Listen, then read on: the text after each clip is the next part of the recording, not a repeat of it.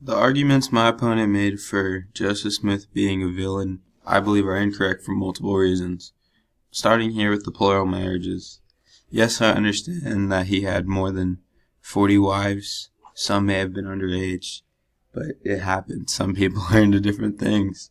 And he was a very, very popular man. He was the leader of the Mormon church. He founded it. A lot of women were attracted to him. He was a good-looking man.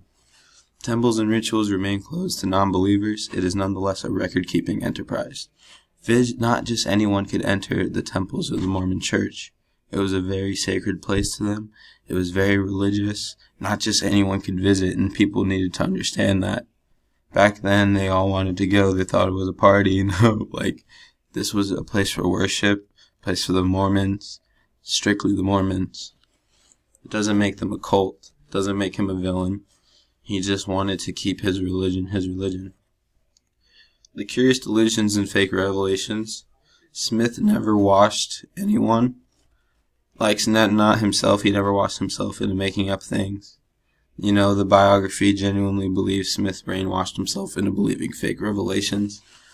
They murdered him because they didn't like what he did in his church. They believed it was, they thought it was scary how not just anyone could go in. They killed him for just how he was as a person. Baptism of the dead isn't hard to understand. They baptized dead people because they believed that when the person died, that they had lost their soul, they lost everything they had. They needed to be baptized again. They needed to be cleansed. They needed to be rewashed before they go to heaven. Yet again here with the wives. Literally 40 wives, but what he did was good. He basically founded the Mormon religion, and people need to understand that. He was a hero for the Mormons. Not everyone dies. Some women may believe he's a rapist. Some may believe he's crazy because he had all those wives, but you gotta think about what he did for all these people.